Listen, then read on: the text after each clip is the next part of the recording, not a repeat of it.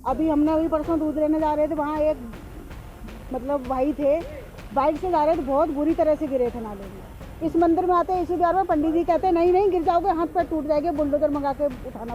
किसके पास शिकायत ले जाऊं, किससे शिकायत करूं जो हमारी कोई सुने? कोई सुनने वाला यहाँ नहीं है। ठेकेदार भी नहीं सुन रहा। ठेकेदार कह रहा जाओ विधायक के पास, विधायक कह रहा जाओ वहाँ सरकार के पास। किसको कहूँ, क्या कहूँ? दिल्ली के मुकुंदपुर इलाके की लाइफलाइन कही जाने वाली इस सड़क के हालात को आप देखकर शायद यकीन नहीं करेंगे कि ये राजधानी दिल्ली की सड़क है। पिछले कई महीनों पहले इस सड़क के बनवाने का काम शुरू हुआ था। लोगों ने भी राहत की सांस ली कि लोगों को अब जो टूटी हुई सड़क है उससे छुटकारा मिलेगा। लेकिन सड़क के हाल को देख करके आप ये अंदाज़ा लगा सकते हैं कि यहाँ के लोग कितने नरकीय जीवन जीने को मजबूर हैं, क्योंकि सड़क पूरी तरीके से टूटी हुई है। और ये हालात अभी के नहीं बल्कि 6 से 7 महीने हो गए लोग इसी तरीके से खतरे में आना जाना करने को मजबूर हैं। और यहाँ अगर दोपहिया वाहन की बात की जाए तो वो भी सही तरीके से नहीं गुजर सकती है। और धूल इतनी ज़्यादा उड़ रही है कि जो लोग हैं वो कहीं ना कहीं यहाँ बीमारियों का भी शिकार हो रहे हैं। साथ ही दूसरी तरफ मैं आपको एक और तस्वीर दिखाता हूँ कि रोड बनाने के लिए जो नाला बनाया गया था, ये नाला पूरी तरीके से खुला हुआ है और घरों के बिल्कुल नज़दीक है। यहाँ बच्चे देखिए किस तरीके से सड़क से अपने घर पर जा रहे हैं। लकड़ी के फट्टे लगाए हैं पतले पतले। यहाँ कभी भी बड़ा हादसा हो सकता है। और बताया ये जा रहा है कि 2 दिन पहले ही इसी गहरे नाले में एक बच्चा गिरा था, जो कि बाल बाल बच गया, समय रहते उसको देख लिया गया। फिलहाल हमारे साथ में स्थानीय लोग हैं, उनसे बातचीत करेंगे कि ये समस्या कब से बनी हुई है, क्या परेशानी है और इसको लेकर के ये लोग कहाँ तक गए हैं, क्या कार्रवाई हुई है। सर क्या कहेंगे आप? जी भाई साहब नमस्कार। मैं बबलू सिंह जी। मुकुंदपुर पार्ट 2 और ईशू बिहार के बीच से ये डी ब्लॉक होते हुए डीडीए पार्क झील को जो रोड जा रहा है वहाँ से ये मेन रोड को जोड़ता है।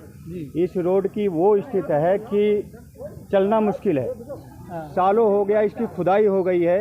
ये एक मेन रोड ये है और एक मेन रोड शिव मंदिर होते हुए गांव होते हुए वो डी ब्लॉक को निकलता है। ये दोनों रोड खोद के रख दिए हैं और किसी भी रोड को कंप्लीट नहीं कर रहे हैं। इनके काम करने का तरीका समझ में नहीं आ रहा कि किस तरह काम करवाना चाहते हैं, करना चाहते हैं। विधायक माननीय विधायक जी संजीव झा जी को हम लोगों के कष्ट को, हमारी समस्या को समझना चाहिए। उनसे निवेदन करते हैं कि इस पर ध्यान दें। और ये नालियां महीनों हो गई, इसमें ढक्कन तक नहीं लगा है। आने जाने वाले यहाँ पे इस लाइन में जो भी दुकानें दोनों तरफ हैं, उन दुकानदारों की वो स्थिति है कि उनके दुकान पर कस्टमर नहीं आ रहे हैं। उनके धंधा चौपट हो रहा है। और जिनका घर है उनके बच्चे छोटे छोटे जो हैं वो निकलने बैठने में मुश्किल हो रही है।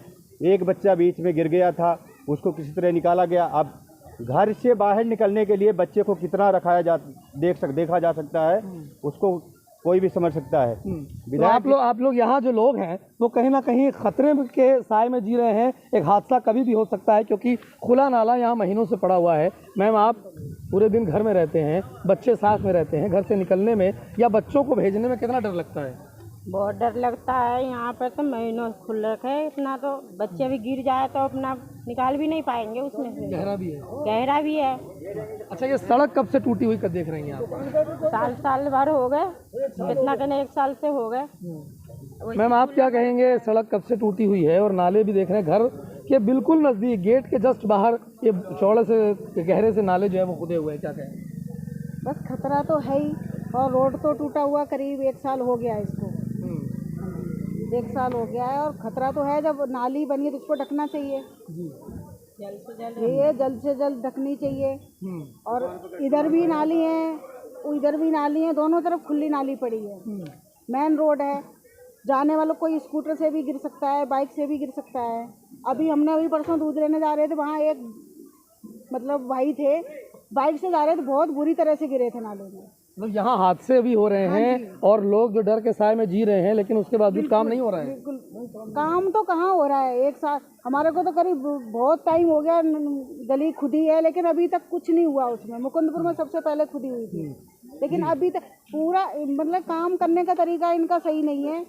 ये है कि पूरा मुकुंदपुर इन्होंने खोद के डाल दिया, कहीं रास्ता नहीं दे रहे कि कहीं कोई बंदा जाए। मंदिर में जाते हैं, मंदिर में खुला पूरा मतलब बंद है, कहीं पूजा नहीं कर सकते जाके। इस मंदिर में आते हैं, इसी बिहार में पंडित जी कहते हैं नहीं नहीं गिर जाओगे, हाथ पैर टूट जाएंगे, बुलडोजर मंगा के उठाना पड़ेगा। अच्छा, यहाँ की बात की जाए तो ये कितने समय पहले काम शुरू हुआ था, और जब काम शुरू हुआ तब तो आप लोगों ने राहत की सांस ली होगी ना कि नई रोड मिल जाएगी आपको, अब हालात क्या हैं? जब काम शुरू हुआ तो हमें बहुत खुशी हुई इस बात की कि चलो रोड अच्छा बन जाएगा, लेकिन 1-1.5 साल हो गई जब से धीरे धीरे काम कर रहे हैं। मैंने ठेकेदार से रिक्वेस्ट भी की कि हमारा बच्चा यहाँ दरवाजे के सामने गिर चुका है, स्कूल जा रहा था, और आप इसको ढक दीजिए। काम मेरा काम ये नहीं है भाई, ऊपर आप शिकायत कीजिए हमारा जितना काम है हम उतना ही करेंगे, फालतू काम हम नहीं कर सकते हैं। अब मैं किसके पास शिकायत ले जाऊँ, किससे शिकायत करूँ जो हमारी कोई सुने?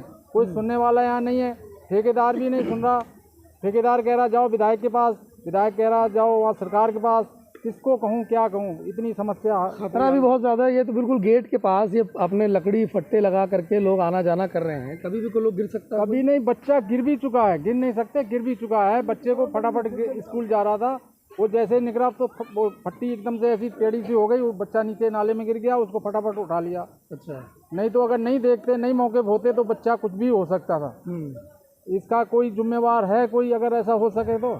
अच्छा, अभी यहाँ के जो हालात हैं ये तो बिल्कुल नरकीय जीवन जैसे हालात बने हुए हैं, लोग खतरे के साए में जी रहे हैं। जनप्रतिनिधि अधिकारियों से कोई बातचीत करने की कोशिश लोगों ने करी होगी?